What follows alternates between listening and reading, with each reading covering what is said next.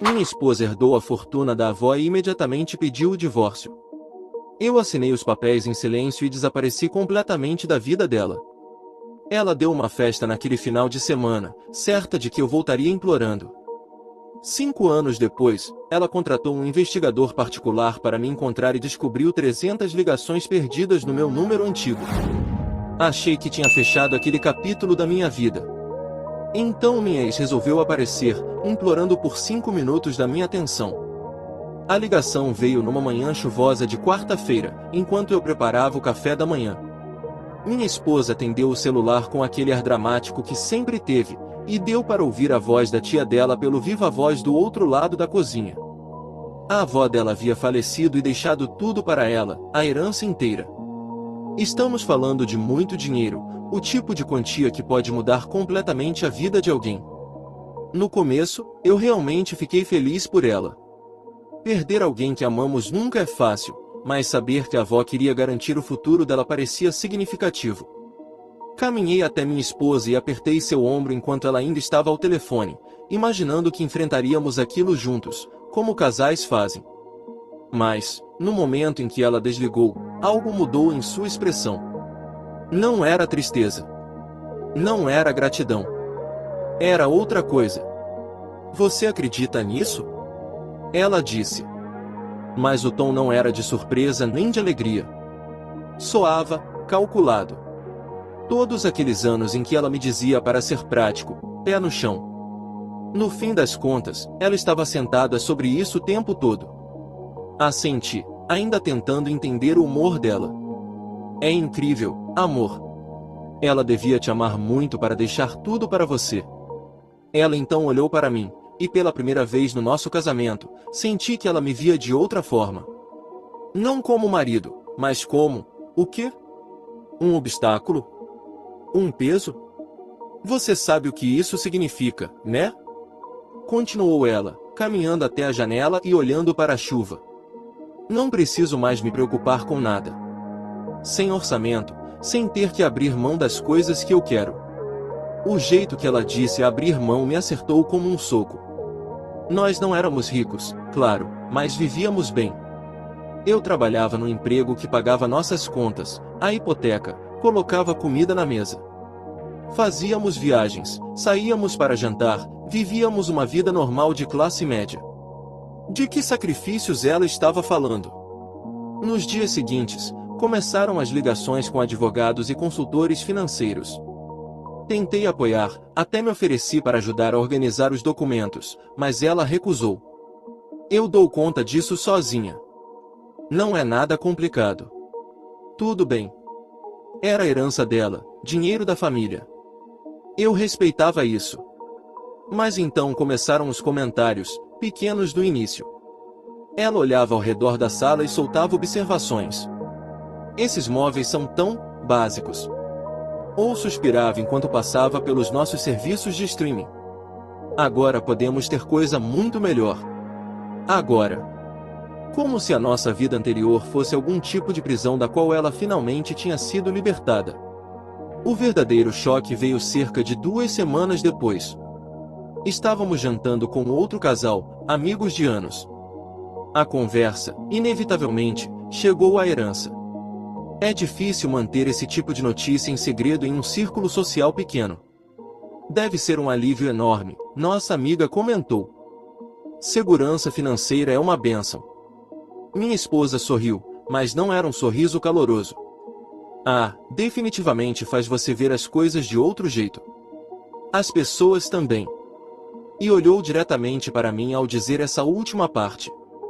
O que você quer dizer? Nossa amiga perguntou, provavelmente sentindo a tensão que eu também sentia. Bem, disse minha esposa, pousando a taça de vinho com precisão intencional, quando você não precisa mais depender da renda de outra pessoa, começa a ver os relacionamentos de forma mais clara. Você entende o que era necessidade e o que era, de fato, escolha. Senti meu estômago despencar. A mesa ficou em silêncio. Necessidade? Perguntei, mantendo a voz firme apesar do calor subindo pelo meu peito. Ela deu de ombros, como se estivesse falando sobre o clima. Convenhamos. Quantas decisões no nosso casamento foram tomadas considerando seu salário? Onde morávamos? O que podíamos comprar? Como passávamos os fins de semana? Agora eu posso fazer escolhas baseadas no que eu quero, não no que conseguimos pagar com o seu salário. Nossos amigos trocaram olhares desconfortáveis. Fui ao banheiro, mais para evitar dizer algo de que me arrependeria do que por necessidade. Quando voltei, eles já falavam de outros assuntos, mas o estrago estava feito.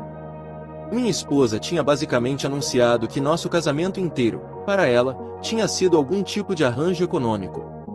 A volta para casa foi em silêncio.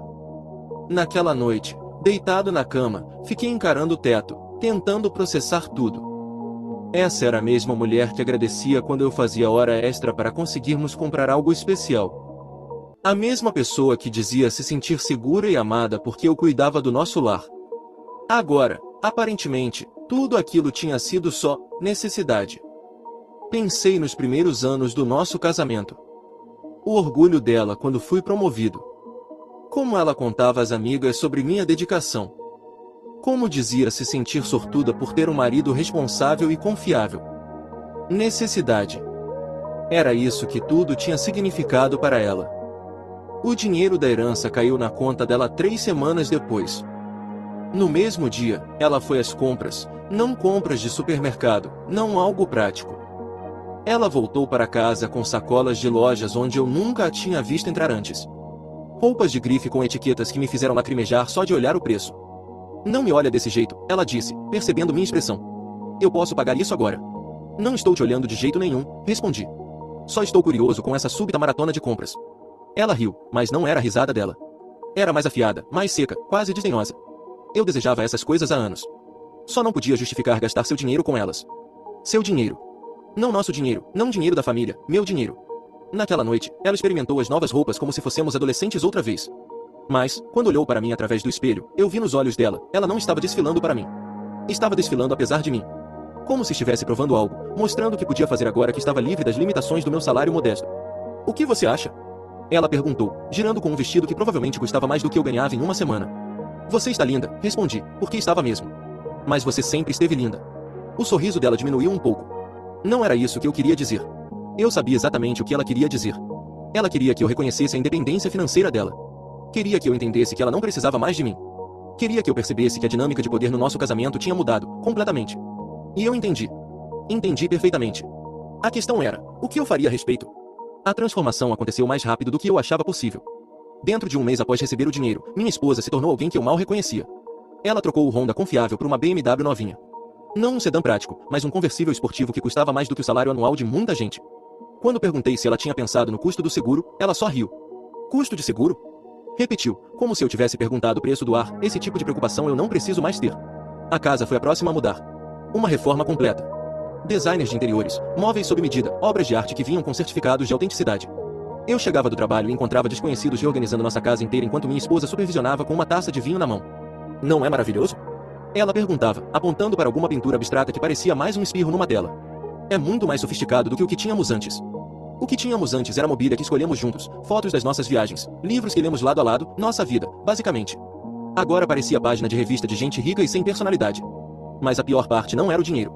Era como ela começou a me tratar. Ela passou a organizar jantares elaborados, convidando pessoas que mal conhecíamos, só porque faziam parte dos círculos sociais certos. Eu chegava em casa e encontrava bufês e cozinheiros na nossa cozinha, enquanto ela estava vestida como se fosse para uma gala. Ah, aí está você, dizia, como se eu estivesse interrompendo, e não chegando na minha própria casa. Você vai querer tomar banho e se trocar. As pessoas vão chegar logo. As pessoas. Não amigos. Não nossos amigos. Pessoas que importavam agora que ela tinha dinheiro.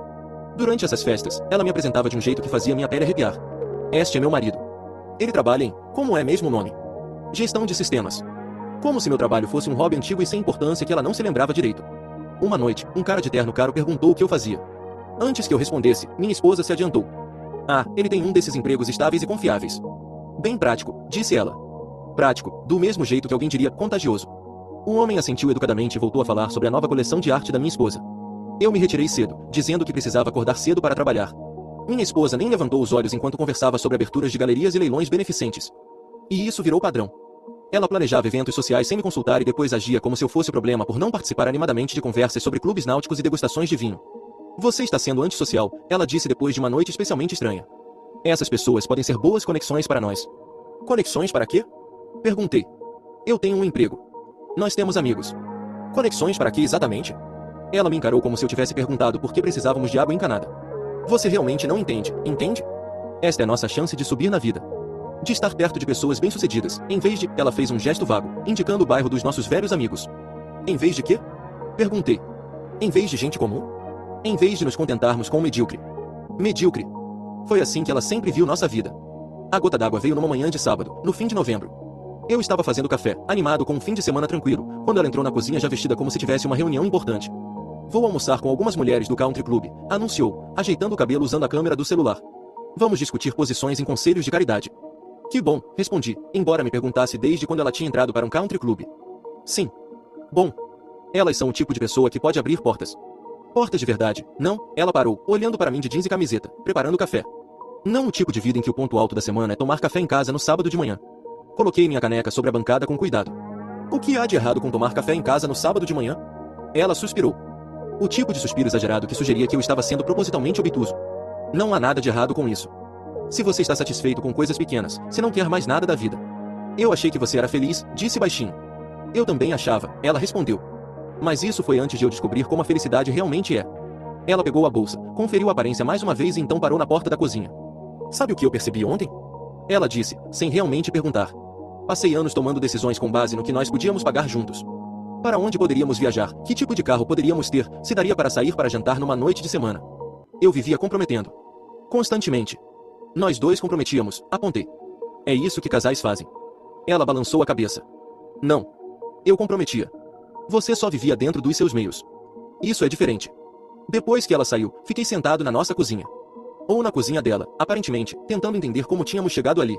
Essa era a mesma mulher que costumava me surpreender com jantares caseiros só porque sim. A mesma pessoa que dizia que seus momentos favoritos eram as manhãs tranquilas de domingo quando não tínhamos lugar nenhum para ir. Agora, esses momentos eram sinais de uma vida pequena e medíocre da qual ela havia evoluído.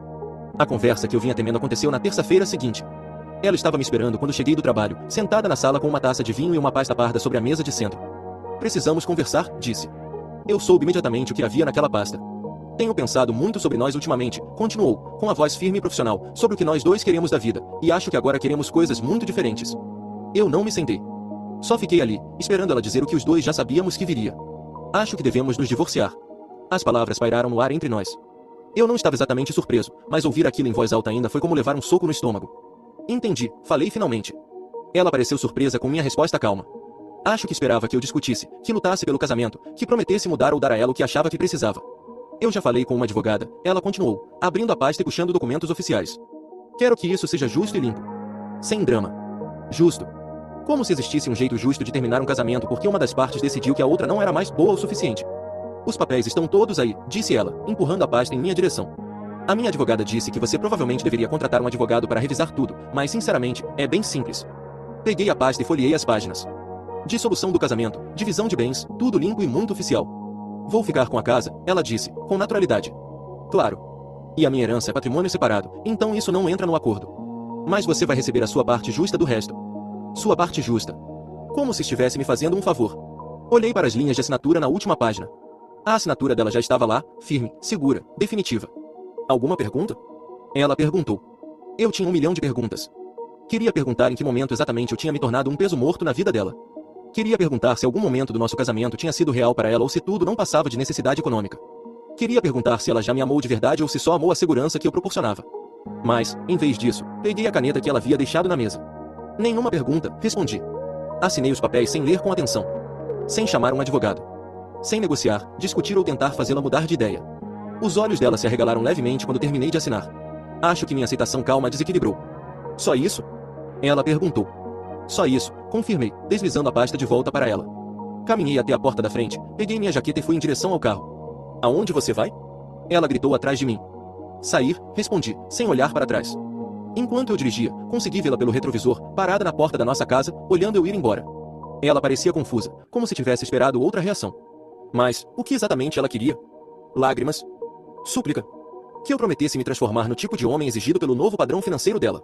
Eu tinha terminado de ser necessidade de alguém, e, com certeza, tinha terminado de ser decepção de alguém. Não voltei para casa naquela noite. Nem na seguinte. Nem na outra. Fiz check-in num bom hotel no centro e comecei a fazer ligações, não para advogados, amigos ou familiares que tentariam me convencer do contrário.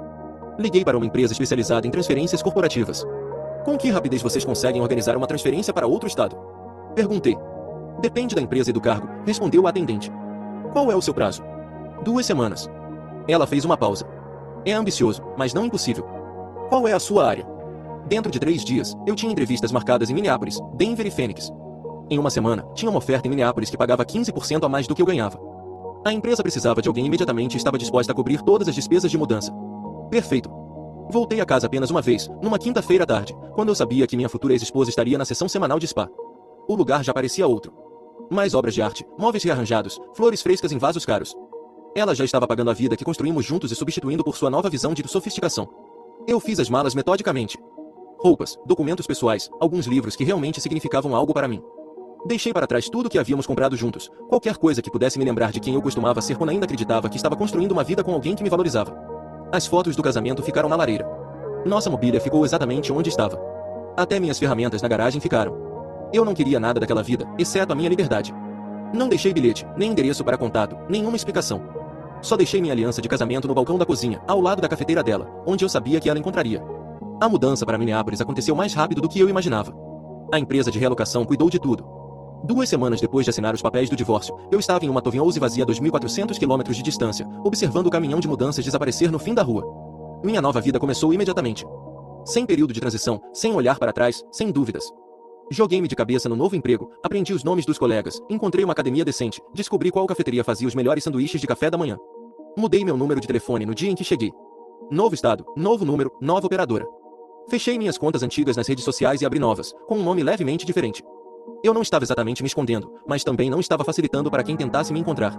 Enquanto isso, segundo uma amiga em comum que ligou para o meu número antigo e ouviu a mensagem de número inexistente, minha ex-esposa estava planejando uma comemoração. Ela vai dar uma festa neste fim de semana, me contou a amiga quando finalmente conseguiu meu número do trabalho. Está chamando de festa de um novo capítulo. Pelo visto, está convidando todo mundo que vocês conhecem. Uma festa. Ela estava dando uma festa para celebrar ter se livrado de mim. Você está bem? A amiga perguntou. Essa situação toda é tão estranha. Ninguém entende o que aconteceu. Estou bem, respondi. Na verdade, melhor do que bem. E eu estava. Pela primeira vez em meses, eu sentia que conseguia respirar de verdade. A festa, pelo que ouvi depois, foi exatamente o que você esperaria de alguém com dinheiro de mais e classe de menos. Buffet de luxo, bar aberto, DJ profissional. Pelo que me disseram, ela passou a noite toda dizendo que finalmente estava livre para viver a vida que sempre quis. Segundo outra amiga que foi ao evento e me ligou depois, ela ficou checando o telefone o tempo inteiro, olhando para a porta cada vez que alguém chegava, fazendo comentários como: algumas pessoas simplesmente não conseguem lidar com mudanças. E algumas preferem se esconder a encarar a realidade. Ela estava esperando que eu aparecesse. Esperando que eu fizesse uma cena, implorasse para ela reconsiderar, provasse que não conseguia viver sem ela. Mas eu estava 2 estados distante, montando móveis no meu novo lar e pesquisando trilhas para fazer no fim de semana. As ligações para o meu número antigo começaram no domingo. Segundo a amiga que depois me contou tudo, minha ex passou o dia inteiro tentando me localizar. Ligou repetidas vezes, deixou recados que começaram irritados, aos poucos, ficaram confusos. O primeiro, ao que parece, começou com: onde diabos você está? No 10º recado, ela estava perguntando aos amigos se alguém tinha notícias minhas. No 20º, estava dirigindo até lugares onde achava que eu poderia estar, minha antiga academia, a cafeteria que frequentávamos, até meu antigo trabalho, onde descobriu que eu já havia pedido demissão e esvaziado minha sala. Demorou 3 dias para ela perceber que eu realmente tinha ido embora. Não escondido na casa de um amigo. Não hospedado num hotel para dar um susto. Fui embora.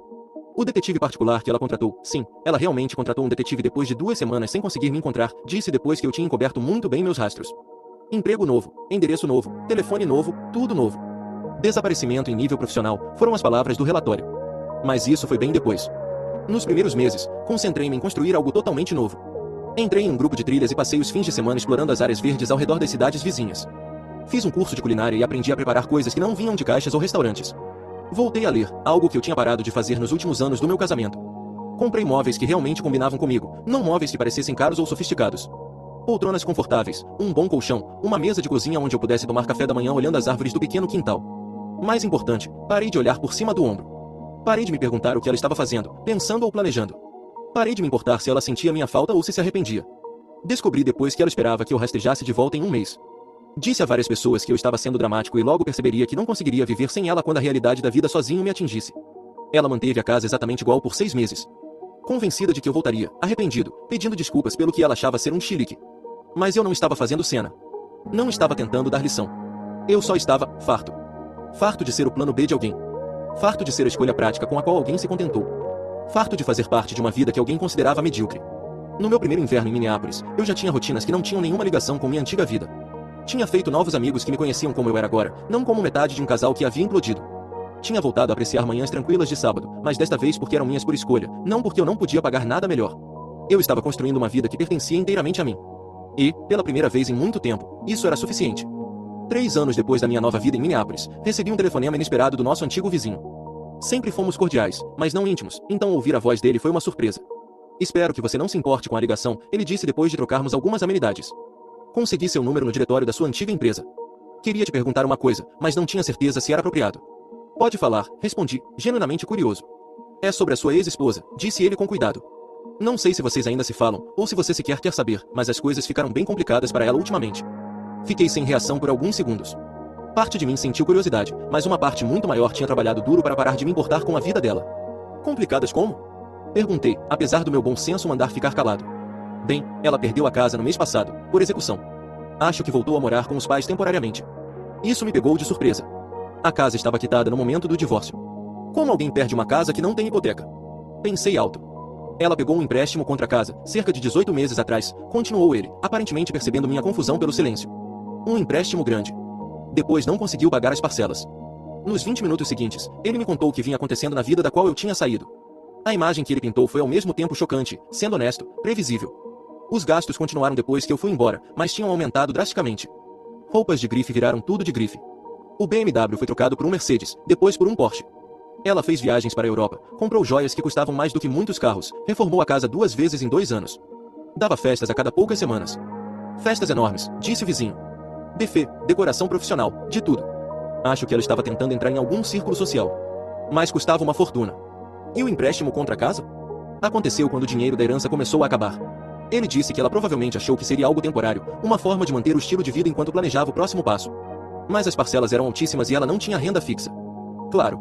Sem renda fixa, por quê? Porque alguém com dinheiro ilimitado iria trabalhar. Ela tentou conseguir emprego uns 6 meses atrás, ele continuou. Mas ficou fora do mercado por tanto tempo, e as expectativas dela eram irreais. Queria cargos executivos sem ter experiência recente.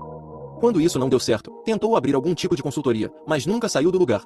A matemática era cruel, mas simples. Dinheiro de herança, por maior que fosse, tinha limite. Ainda mais quando se gasta como se fosse infinito e não há renda para repor. A venda da casa nem cobriu o que ela devia.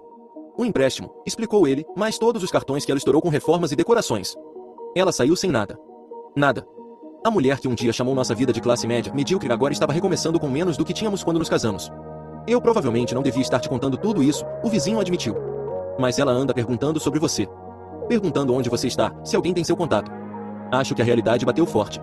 Depois que desliguei, fiquei sentado na cozinha do meu apartamento em Minneapolis tentando processar tudo aquilo. E eu não senti nada. Nada de satisfação. Nada de pena. Nada de vingança. Apenas, nada. Eu tinha construído uma vida boa ali. Fui promovido 2 vezes no novo emprego e ganhava mais do que algum dia imaginei. Comprei uma cabana a 1 hora ao norte da cidade, onde passava fins de semana caminhando, lendo e aproveitando o tipo de silêncio que antes ela chamava de comum, ou medíocre. O mais importante. Eu tinha voltado a namorar. Nada sério ainda, mas conheci algumas mulheres que apreciavam a vida que eu construí, e não haviam como algo para melhorar ou fugir. A ligação do vizinho me lembrou de algo que eu quase tinha esquecido. O quanto de energia eu gastava tentando ser suficiente para alguém que, fundamentalmente, não achava que eu era suficiente. 2 meses depois, recebi outra ligação. Desta vez, de um velho amigo da época da faculdade. Cara, isso vai soar maluco, mas acho que sua ex tentou entrar em contato comigo pelo Facebook, disse ele. Ela mandou uma mensagem perguntando se eu sabia como te encontrar. Disse que era importante. E o que você respondeu? Nada. Ignorei. Mas a mensagem era intensa. Ela disse que precisava falar com você sobre algo urgente, que tinha cometido erros e queria consertar as coisas. Erros urgentes. Muito dramático. Ela também mencionou que tentou ligar para seu número antigo e está desligado, continuou ele. Acho que ela está tentando te achar faz tempo. Naquela noite, me peguei pensando na mulher com quem me casei versus a mulher que me entregou os papéis do divórcio porque eu não era sofisticado o bastante para o novo padrão de vida dela. Fiquei me perguntando qual versão era real. Ou se ambas eram. Mas nada disso mudava coisa alguma. Eu fiz minha escolha quando assinei os papéis e desapareci. Escolhi recomeçar por completo em vez de lutar por alguém que já tinha decidido que eu não valia a luta. 6 meses depois, as ligações e mensagens no Facebook aparentemente aumentaram. Os amigos começaram a entrar em contato com mais frequência, todos com variações da mesma história. Minha ex-esposa estava ativamente procurando por mim, perguntando a conhecidos em comum, buscando informações com qualquer pessoa que tivesse alguma conexão comigo, até mesmo entrando em contato com gente com quem mal tinha falado antes. Ela parece desesperada, me disse uma amiga. Não só financeiramente, embora isso faça parte. É mais, emocionalmente desesperada. Como se finalmente estivesse percebendo o que perdeu. O que ela perdeu? Um jeito interessante de colocar. Pelo que eu reunia desses relatos de segunda mão, ela passou quase 2 anos tentando manter o estilo de vida que achava que merecia, queimando dinheiro e relacionamentos numa velocidade impressionante. As amigas do country club desapareceram quando o dinheiro acabou. O círculo social, sofisticado, seguiu em frente para alguém com bolsos mais fundos. Ela estava sozinha, falida e aparentemente começando a entender que segurança financeira e conexão humana não são a mesma coisa. Mas essa era uma lição para ela aprender, não para eu ensinar. Eu já tinha aprendido a minha. Às vezes, a coisa mais amorosa que você pode fazer por si mesma é ir embora de alguém que não valoriza o que você traz para a vida dela. E eu tinha aprendido tão bem que nem mesmo ouvir sobre o desespero dela fazia surgir em mim qualquer impulso de resgatá-la das consequências das próprias escolhas. Algumas pessoas passam anos tentando se encontrar. Eu me encontrei perdendo alguém que nunca realmente quis me encontrar para começo de conversa. 5 anos depois de assinar os papéis do divórcio, eu vivi uma vida que nunca tinha imaginado possível. Minha casa estava quitada antes do prazo. Eu tinha sido promovido à gerência sênior e estava em um relacionamento sólido com alguém que apreciava manhãs tranquilas de sábado tanto quanto eu. Então o telefone do trabalho tocou numa tarde de terça-feira. "É você?" perguntou uma voz desconhecida. "Digo, você é o cara que morava em Ohio?" A voz pertencia a um investigador particular chamado Rodrigues. Profissional, direto, sem rodeios. "Depende de quem está perguntando", respondi. "Sua ex-esposa me contratou para te encontrar. Ela está tentando localizar você há cerca de 2 anos. Diz que tem algo importante para discutir." 2 anos. Ela estava procurando ativamente por mim havia 2 anos. Ela me pediu para te dizer que encontrou 300 chamadas perdidas no seu número antigo, continuou Rodrigues. A companhia telefônica manteve os registros mesmo depois que a linha foi desligada. Então ela tem ligado regularmente para aquele número por 5 anos. 300 ligações. Em 5 anos. Mais de uma ligação por semana para um número que estava morto desde o dia em que fui embora. "Ela quer te encontrar", ele disse. "Viajaria para onde quer que você esteja. A passagem ela consegue pagar, mas, pelo que pude ver, dinheiro é um problema para todo o resto." Perguntei o que ele queria dizer com aquilo. "Ela está quebrada", ele respondeu, sem rodeios. "Morando com os pais, trabalhando no varejo em uma loja de departamentos. A prima que me contratou é quem está pagando minhas taxas porque ela não pode pagar sozinha. Estamos falando de alguém que foi de rica a totalmente falida em tempo recorde. E agora ela queria conversar. Agora ela quer conversar", ele confirmou. Ela fez um discurso longo sobre erros, arrependimentos, sobre como finalmente entendeu o que importa na vida. Coisas padrão, mas parecia sincera. Disse a Rodrigues que pensaria e retornaria mais tarde. Mas eu não precisava pensar. Aquele capítulo estava encerrado havia 5 anos. Seja lá o que ela precisava dizer, seja lá qual encerramento buscava, não era minha responsabilidade fornecer. Liguei de volta naquela noite e disse que não tinha interesse em encontrá-la. "Ela meio que esperava essa resposta", disse ele. "Pediu que eu te dissesse que entende se você não quiser vê-la, mas vai estar em Minneapolis de qualquer jeito neste fim de semana. Disse que vai esperar naquele café na Grand Avenue onde você aparentemente costumava ir." Pelo visto, ela sabia bastante sobre meus hábitos atuais. "Quanto exatamente ela sabe sobre minha vida aqui?" perguntei. "O suficiente para ser preocupante", admitiu Rodrigues. "Ela sabe onde você trabalha, onde mora, em qual academia treina. Estava pesquisando sobre você há meses antes de me contratar. Eu só deixei oficial." "Ótimo. Minha ex-esposa estava me observando a 2.400 quilômetros de distância." "Olha", continuou Rodrigues, "trabalho com isso há 15 anos. Geralmente sei quando alguém está verdadeiramente arrependido ou apenas desesperado. Ela é os dois, mas o arrependimento parece real. Ela não está pedindo dinheiro e não está tentando reatar. Só quer se desculpar e se explicar. E se você não aparecer, ela vai embora e você nunca mais ouve falar dela." Foi o que prometeu. Na tarde de sexta-feira, me peguei passando em frente ao café na Grand Avenue. Não porque estivesse planejando encontrá-la, mas por curiosidade. Depois de 5 anos de completo silêncio, eu queria ver como o desespero ficava em alguém que um dia teve tudo. Ela estava lá. Sentada numa mesa de canto, parecendo nada com a mulher sofisticada que um dia me descartou por não ser bom o bastante para seu novo estilo de vida. Parecia cansada, envelhecida. As roupas eram limpas, mas claramente baratas.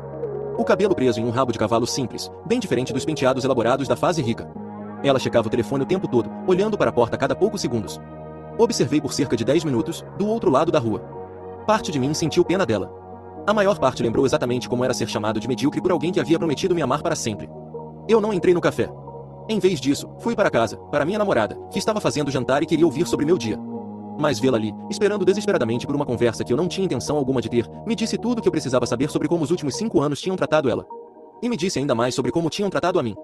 Na manhã de sábado, uma batida inesperada à porta me despertou. Eu estava fazendo café, aproveitando o início tranquilo do meu fim de semana, quando a campainha tocou. Pelo olho mágico, vi que era ela. De perto, ela parecia ainda pior do que no café no dia anterior. A confiança e a arrogância que definiram nosso divórcio tinham desaparecido, substituídas por algo que parecia desespero genuíno. Abri a porta, mas não a convidei para entrar. "Oi", ela disse em voz baixa. "Eu sei que você não quis me encontrar, mas eu precisava tentar mais uma vez." "Como você conseguiu meu endereço?" perguntei. O investigador me contou. "Sinto muito por aparecer assim, mas tentei te alcançar por 5 anos. 5 anos pensando no que eu fiz, no que eu disse, em como eu estraguei tudo. Ela olhou por cima do meu ombro, observando o que conseguia ver da vida que eu tinha construído sem ela. Você está bem? Ela continuou. Está feliz? Fico feliz por você. Eu não respondi. Apenas esperei que dissesse o que tinha viajado 2.400 quilômetros para dizer. Eu sei que você não me deve nada, disse ela, com a voz começando a falhar.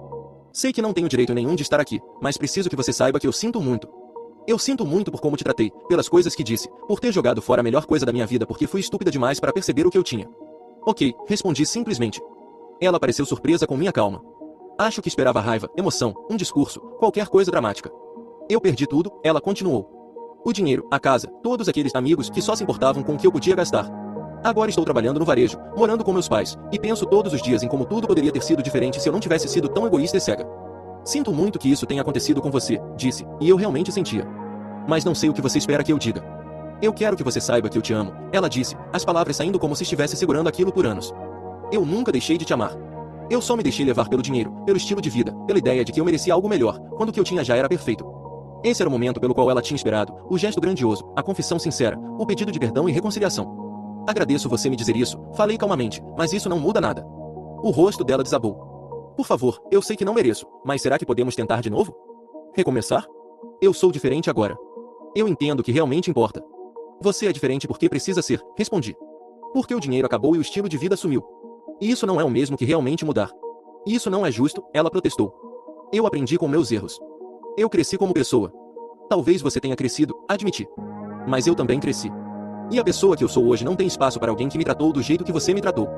Ela começou a chorar. Não eram lágrimas dramáticas, eram soluços baixos, partidos, de alguém que finalmente ficou sem opções. Eu sei que te machuquei, ela sussurrou. Sei que disse coisas terríveis e te fiz sentir que você não era suficiente, mas você era. Você era tudo, e eu joguei isso fora por nada. Você jogou fora porque, na época, realmente acreditava que eu não era suficiente, corrigi. Você não cometeu um erro no calor do momento. Você tomou uma decisão calculada baseada no que achou que sua vida deveria ser. Ela ergueu o rosto, o rímel escorrendo pelas bochechas. Então, não há nada que eu possa dizer. Nada que eu possa fazer. Não há nada a fazer, respondi com gentileza. O que aconteceu entre nós terminou. Eu não estou mais com raiva, mas também não estou disponível para uma segunda chance. Você está com alguém? Perguntou, com a voz fraca. Sim, respondi. Alguém que valoriza a vida que estamos construindo juntos em vez de vê-la como algo para ser melhorado. Nesse momento, ouvi uma porta de carro bater na garagem. Minha namorada estava voltando da corrida matinal. Você precisa ir embora agora, disse firmemente. E precisa não voltar mais. O que tivemos acabou, e acabou há 5 anos. Você precisa aceitar isso e seguir em frente com a sua vida. Ela sentiu, chorando, entendendo que era realmente o fim. Espero que um dia você consiga me perdoar, disse, caminhando em direção à saída. Eu já perdoei, respondi. Mas perdão não significa reconciliação. Quando ela foi embora, minha namorada subiu a calçada, ofegante da corrida. Quem era? Ela perguntou. Ninguém importante, respondi. E, ao dizer isso, percebi que era completamente verdade. A mulher que um dia foi o centro do meu mundo tinha se tornado exatamente aquilo que ela sempre viu em mim, irrelevante para a vida que realmente importava. A diferença é que eu construí uma vida que realmente importava. E ela ainda estava procurando alguém para construir uma vida por ela. Comentário Reddit. No fim das contas, ele não perdeu nada, só se livrou de alguém que achou que dinheiro substituía caráter. Olha só, ele seguiu em frente. Ela seguiu, procurando por ele. Cada um colhe o que planta.